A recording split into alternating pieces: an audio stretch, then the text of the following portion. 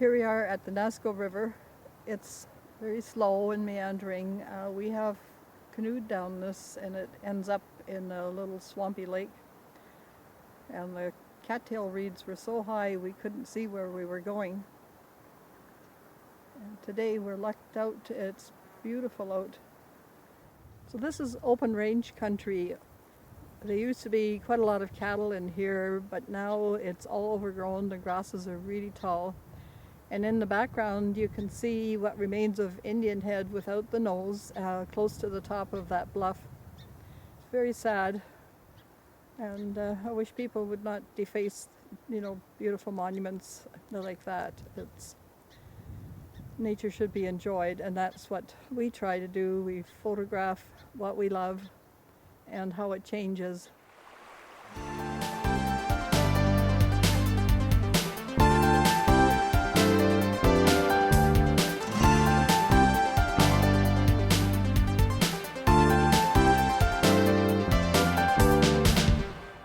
Hi everyone, welcome to my Shoreline Studio. I'm Sybille Muschik, and behind the camera is Joshua Blanc. Now today we're talking about the Nazko River Valley. I have an image in front of me here, and this is a little field past Indian Head campsite.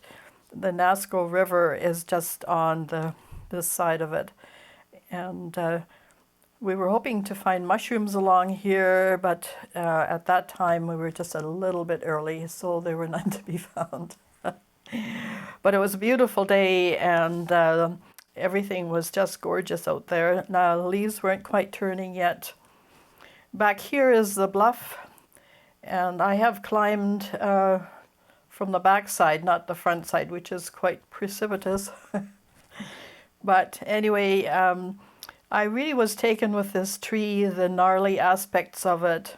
So what we're going to work today with are resist tools, and I have a few in front of me here. This is a wax a pastel. It's a pentel, and not much of it there, but we won't be using that. These are China markers I've just sent for these, and really they're more like a oil pastel than anything else.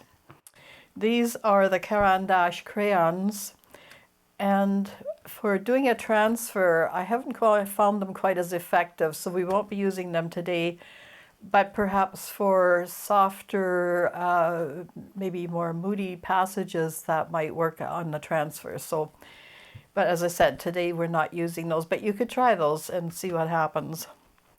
I have already done a bit of my drawing, and I've reversed it so that, and this is on tracing paper, and from the previous image we had a layer on the gel plate that was that transferred on there as well. So I'm just going to redraw some of the tree and the background just to make sure that we'll have a transfer. And this is a lot like a resist if you're using magazine images or a photograph.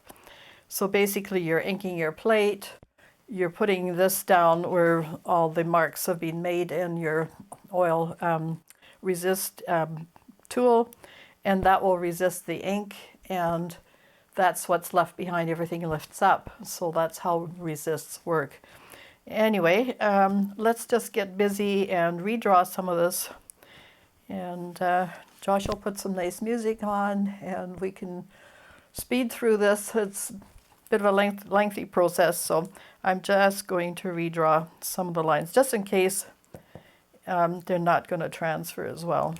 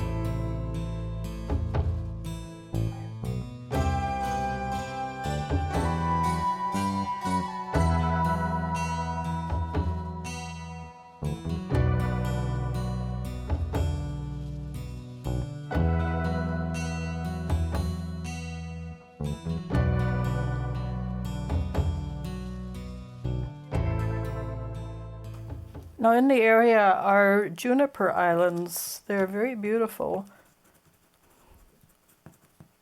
At this time of year they have lots of blueberries. Some people like to cook with them.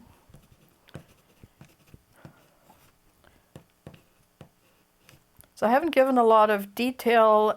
This is going to be very painterly. We're going to finish it with some speedball printmaking inks. These are block printing inks which are water-based, and so on the plate they take a long time to dry. You can print with them just after you finish painting. It's not going to dry on you. Okay, so we're just about ready to go here, and I'm going to put this in reverse, and we're going to put this on after we ink this. So okay, so here we go, and I'm just going to keep it very light.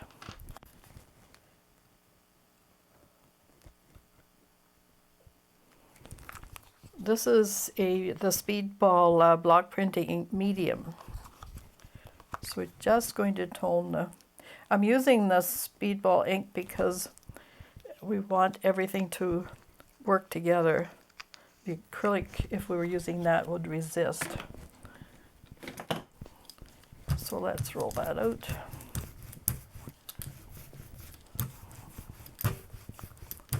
And the medium just helps work out the paint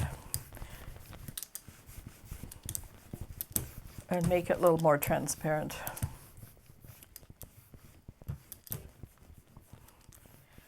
As always, when your layer is ready, there's a wee bit of a snick happening.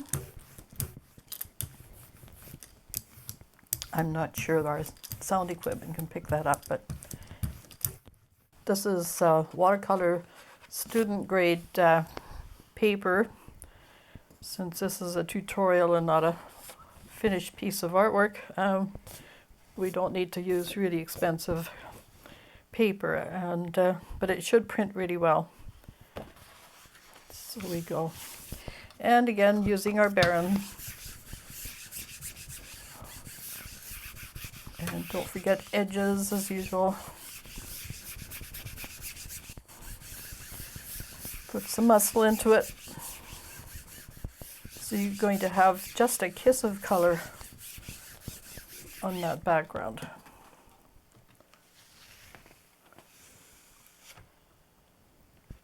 So that's beautiful, isn't it? Perfect. Okay, we're going to clean the plate. We'll do a little interlude, and then we're ready for the resist. So here's another view, and a much closer view of what was known as Indian Head. Maybe we should name it to Chief's Bluff or something like that.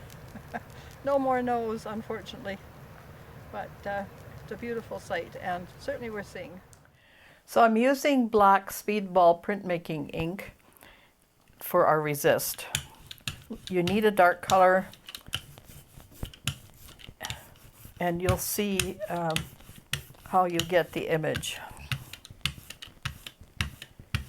Now, as with any transfer, it can't be too much paint or not too little either. So it's kind of a process. If you do it a few times, you'll realize how much you need. Just a little bit more here and more coverage there.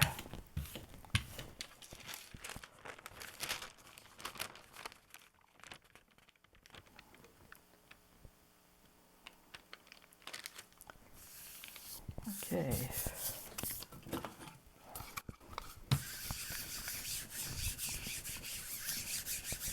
You can press hard with a resist, with a photograph not so much. Now all the ink is picked up except for where I did the drawing. I know it's kind of hard to wrap your head around it. We were discussing before we did this, and but this is how it works.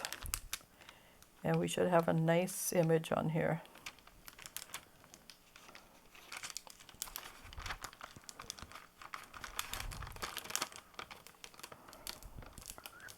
Okay.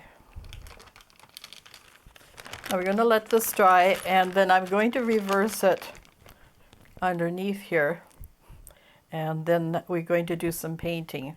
Well, we've made a decision, and because Sybille ink doesn't dry so quickly, you may not need a release coat. So, as usual, we're playing with fire here at Shoreline Studio. So let's go for it.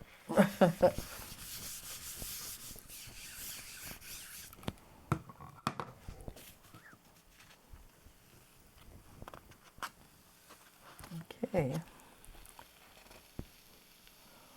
We have our tree. Okay. So we have most of our details. It's not too bad. I can see it. And all we're going to do now, because this is a painterly print, I know it doesn't look like much here, but it gives us an indication of where things are.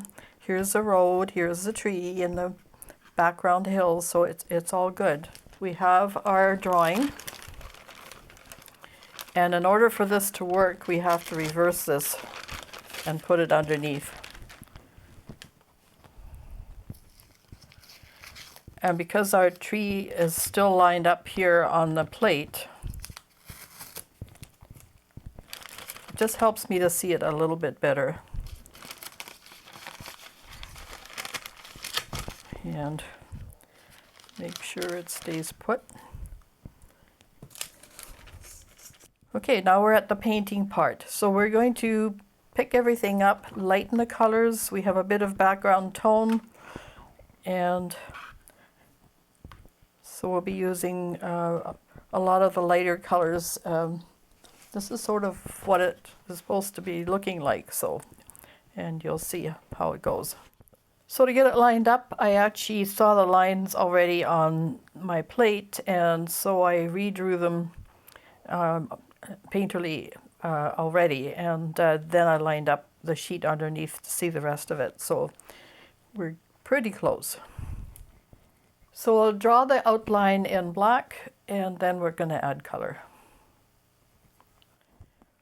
And again, that will take a bit of time. I will probably use my little bridge to help me draw.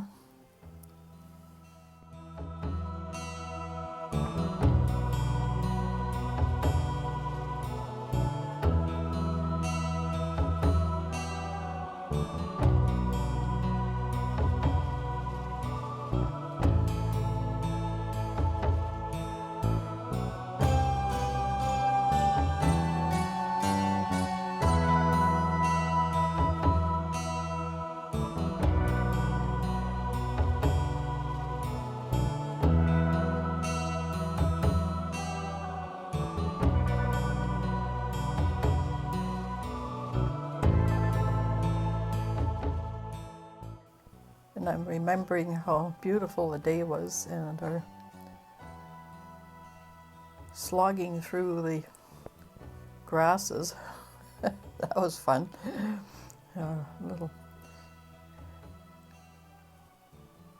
There used to be lots of cows in the field. It was an open range, but they're not doing that for some reason anymore. I'm not sure why.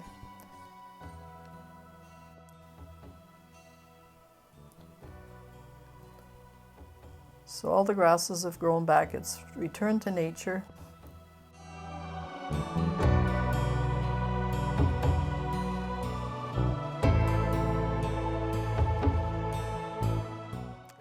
And unfortunately, this is close to Indian Head. It's the field just past the campsite.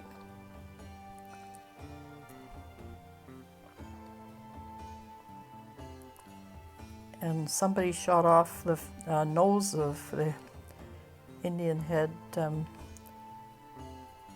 guess that's called an escarpment, right? Josh, what would that? Sounds right to me. Okay. Yeah, the bluff is here. This is what we're seeing. And the escarpment, it's I think what an escarpment is a rocky hillside, and it sticks out. It's barren of trees except for the very top. And this bluff, this is the bluff up here. Let's just give it a little bit of detail here, just so you see where it is. And then I'm just sort of going by, I have the photograph close at hand, but I just want to paint it my way, from my memory mostly.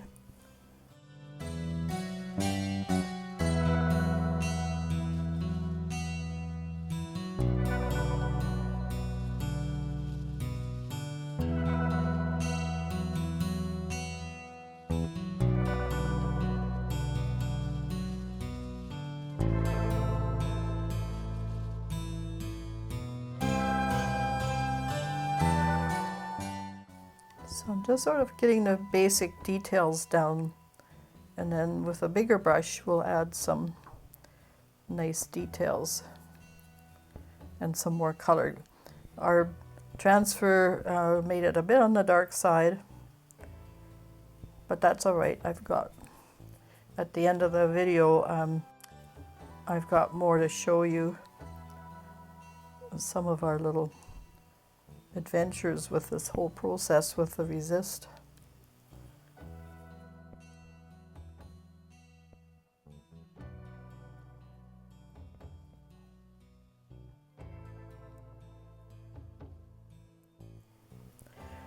Now let's not forget our little juniper islands. I just really like those.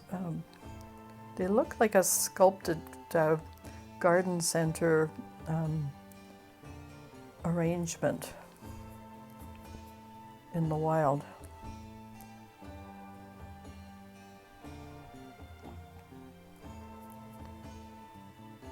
And I guess that's why I like them. They look like some fancy high-end sculpture with beautiful blueberries.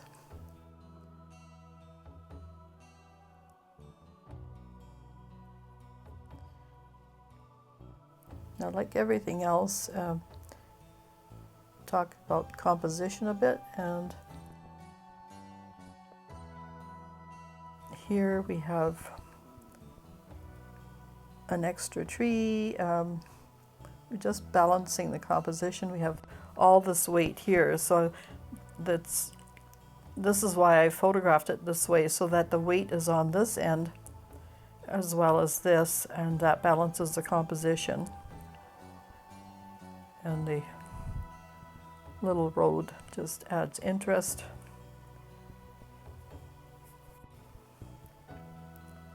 Here's our little bluff and a few of the juniper islands right there. The trees, of course, are in the distance, so they're quite a bit smaller.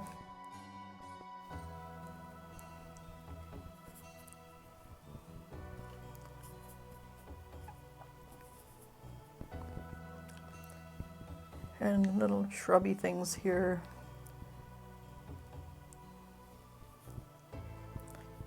We're going to just see how this outline business prints before we commit ourselves to all the color.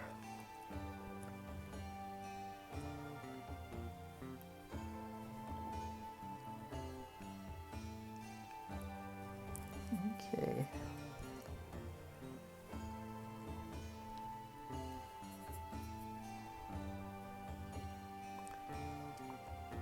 Since we have so much depth of tone in that area, we have to make sure. This is why I chose black. I would have done the other ones in blue already.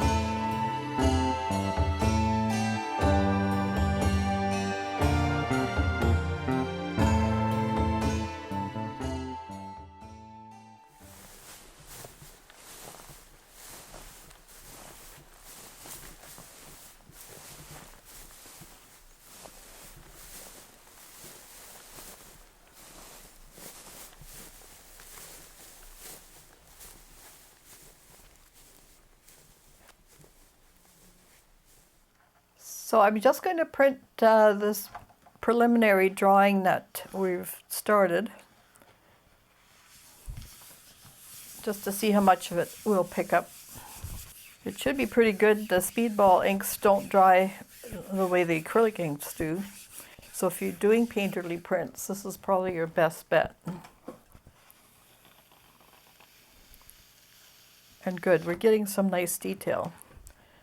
See what a difference that makes?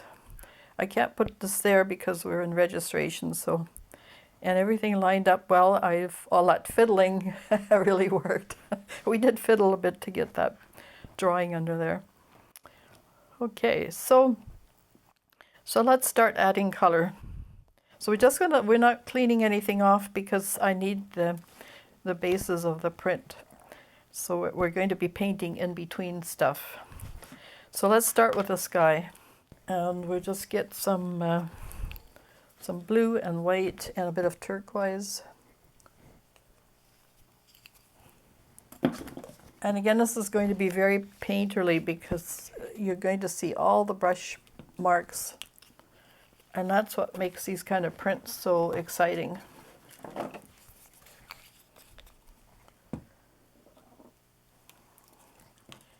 And that's what the Monotype is, I think, really all about, is the painterliness of it.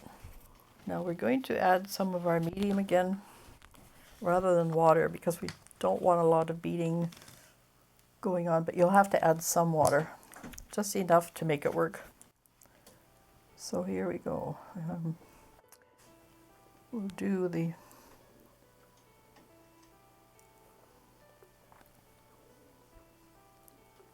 might have to redraw a few branches, but that's okay.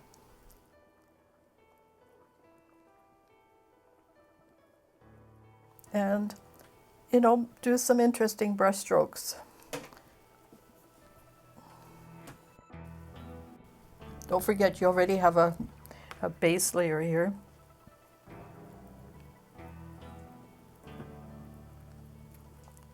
What made it so dark was because of the transfer already had a background color on it, and it transferred that as well. So we'll make it a moody sky.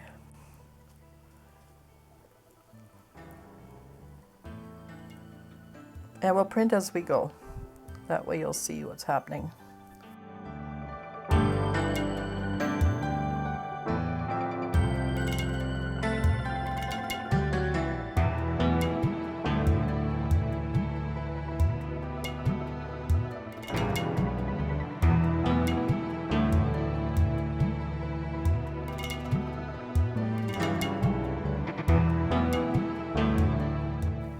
There isn't anything like this kind of process that looks anything like this. It's very unique. You can't really do it any other way. And that's why it has special appeal.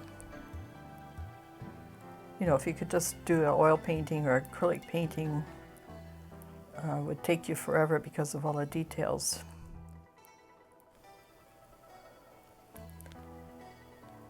And I think a forger would never attempt this kind of thing because it would just be too labor intensive. So it's okay, let's print that and see how it works.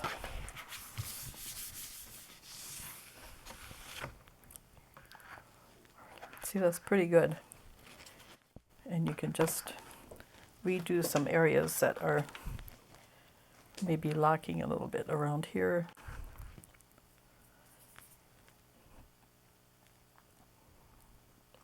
Get in a little closer. And we haven't really lost our branches, so.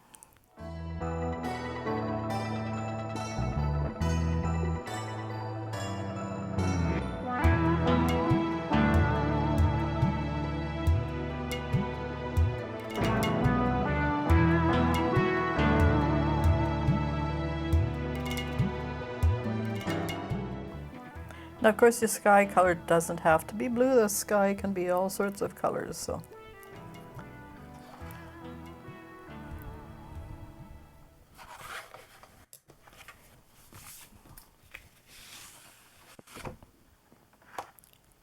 That's looking pretty good. Okay. Now let's tackle this background in here. And I'm going to add those cliffs, or bluffs, whatever you want to call them, have sort of a pinkish tone to them. And now a geologist would probably say there's iron in the soil, or because it is a volcanic area. And we'll mix up a nice little color, maybe with a bit yellow as well. Just a wee bit. That's better. A little bit of white. And that gives us our bluff.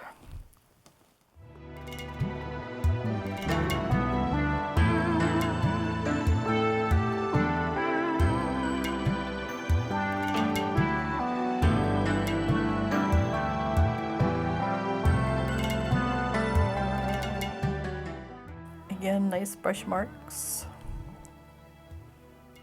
brush strokes.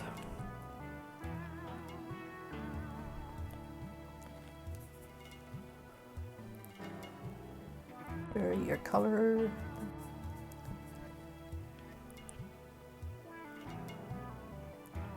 Make sure it's not too goopy.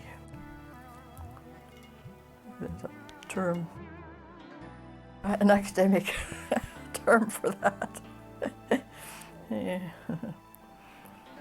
Well, we make them up as we go along. That's what painters do. Okay, let's print that.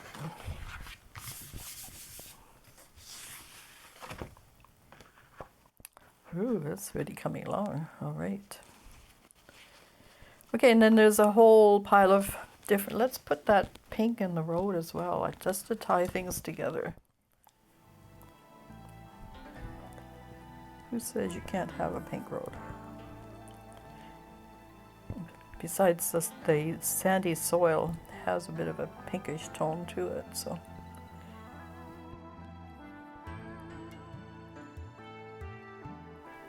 And we'll be throwing some grasses in anyway.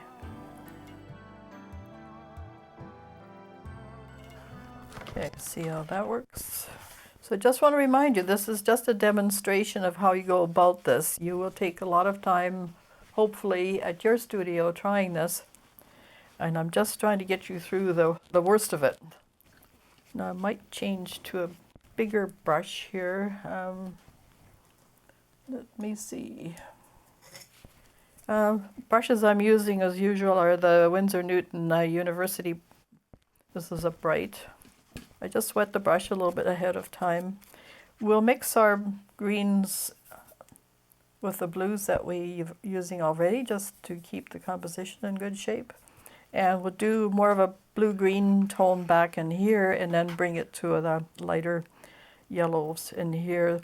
There's also some trees in here that we'll bang in after. But first of all, let's just do the background part.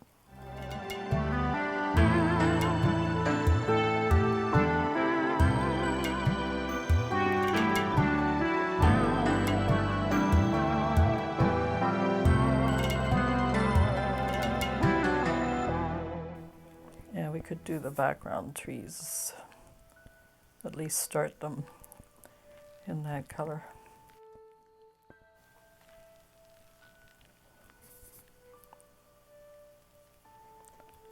Okay.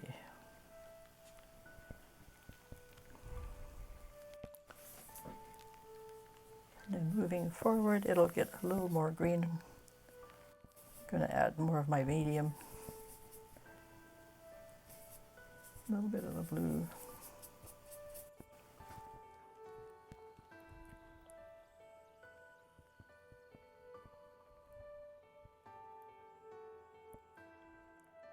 Again, vary your brush strokes, make it look interesting.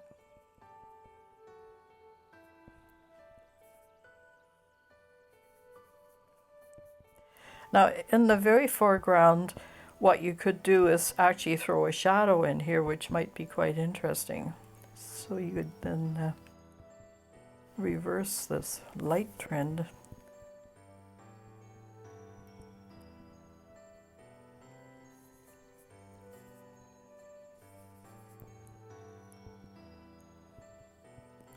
And I will consider that.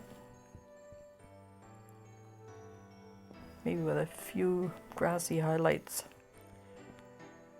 So we'll go considerably darker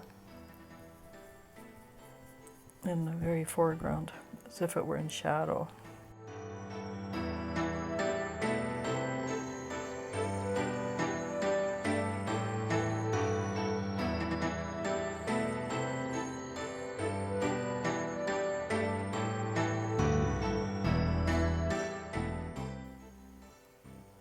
Okay, let's print that and see how it goes.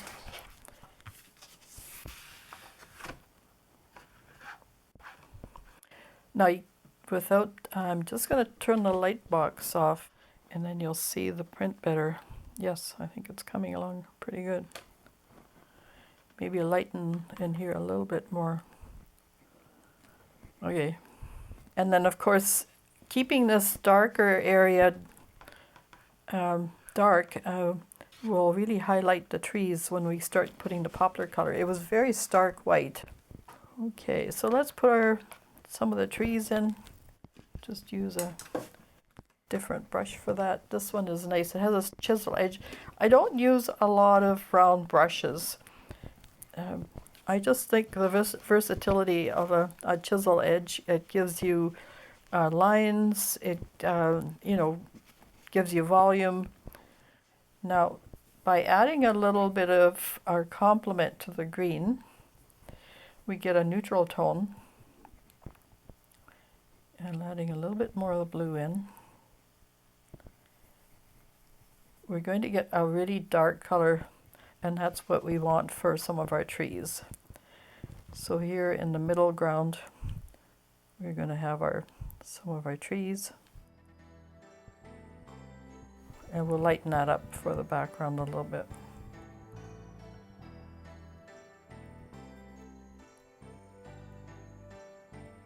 So you'll learn a lot about color mixing when you do this kind of thing. So it's good practice.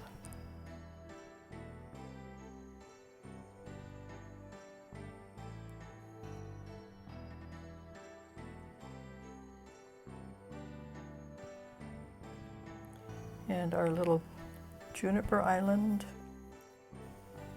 maybe going more to the turquoise. In here somewhere.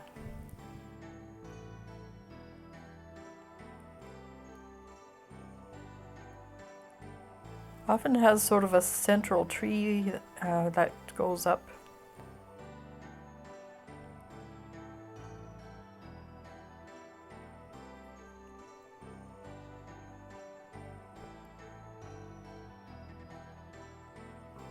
And then the rest looks like it's been trimmed by an architect.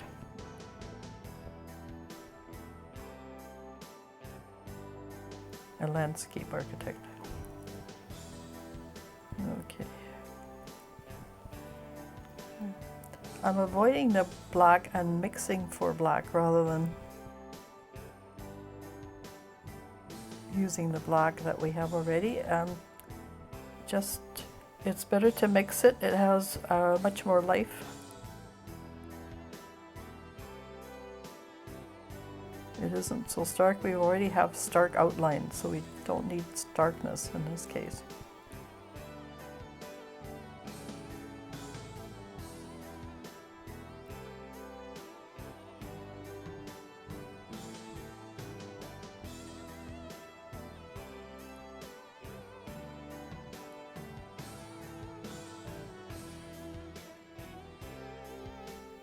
So it's very impressionistic. You're just trying to get the feeling of the place.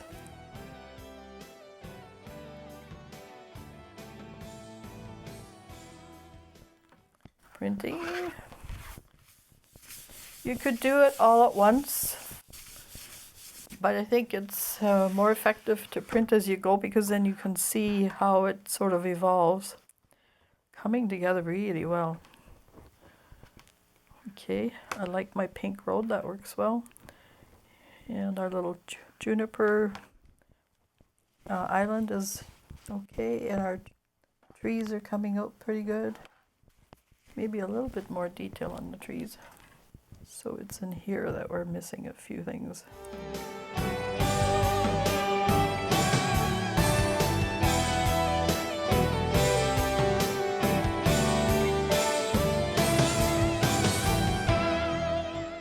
This tree here is like an old snag, so we're just going to leave it kind of stark and black.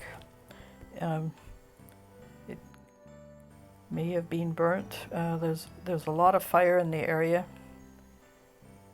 Along the river itself, that was saved, but that whole area has been devastated by fire. Okay, I think we're at the part now where we can bang in our poplar.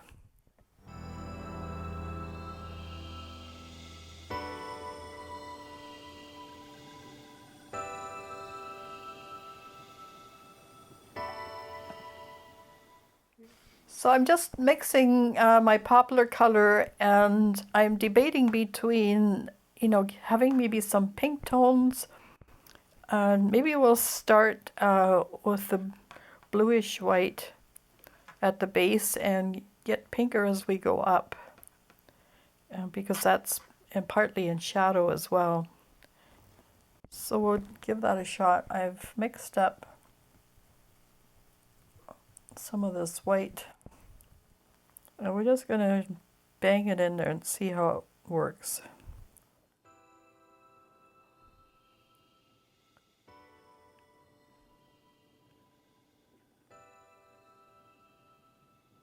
I'm leaving some gaps here and there so we can add those little elephant eyes that make a poplar so distinctive.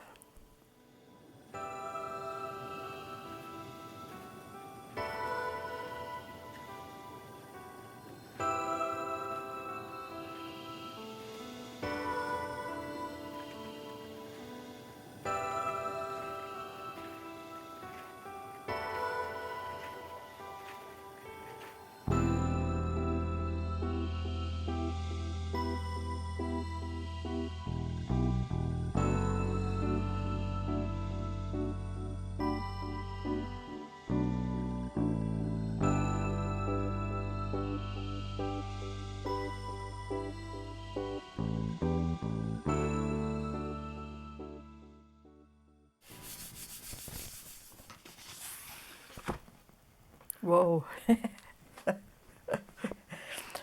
Yep. So we're getting there, and you might have to touch it up. I might touch up in between here because it's very difficult on the print itself. And then what you do, you just flop it back over. Now let's put in some of the details, elephant eyes, and some dark details. Now who would have thought, with that dark background that things would work out, but it just takes thinking through and planning and not panicking when these things happen and working your way through it.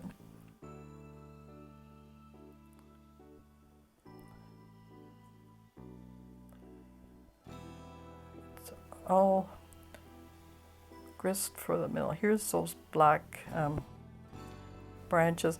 One of our art teachers in painting class was saying that paint black things black. So there you go. So say if you have a black car or a black object of some kind, paint it black.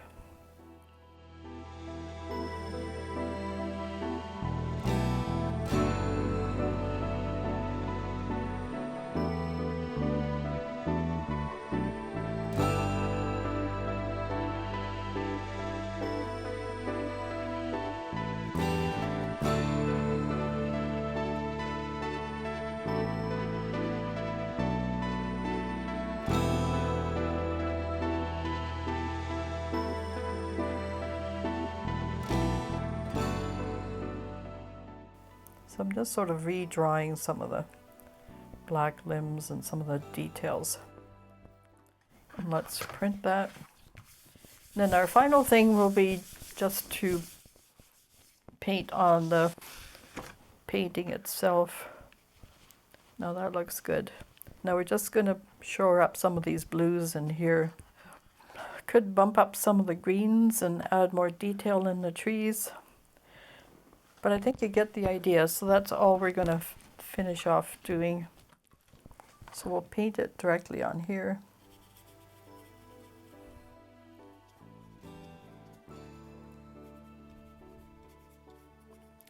Then to make it look more printed, then you just flop it back over onto the plate.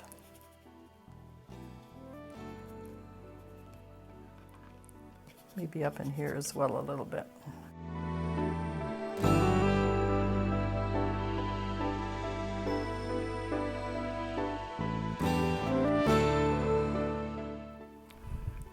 You might want to put a little bit of a highlight on the road.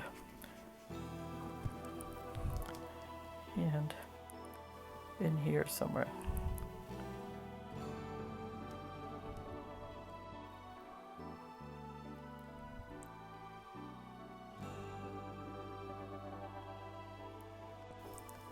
Got that nice little pink tone here.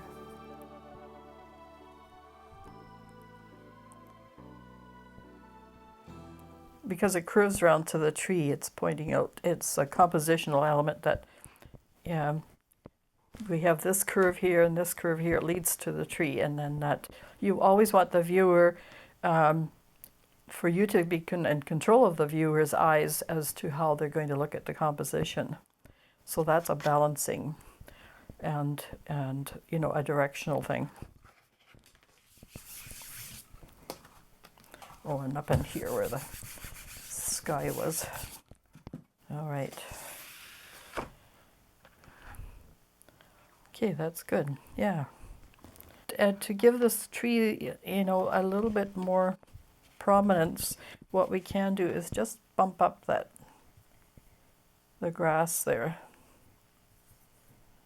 Just adding a little bit of the blue to the green.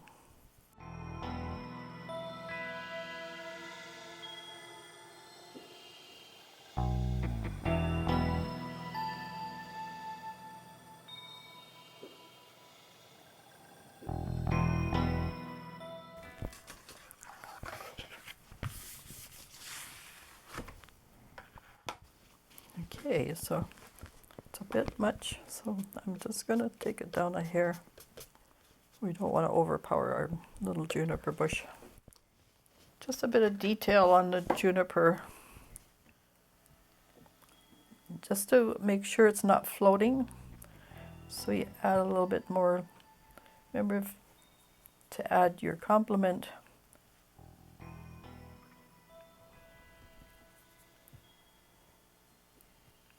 A little bit of that.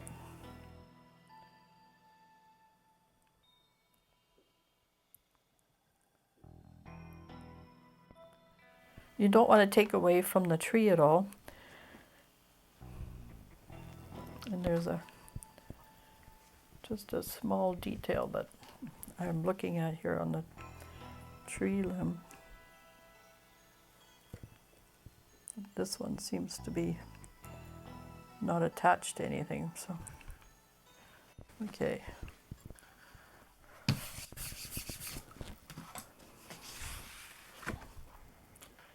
Much better. Okay. So there you have it, a very painterly print with transfer and an oil resist. Well worth doing, and certainly will occupy an afternoon or a morning for you, because it will take time. And they do turn out really effectively.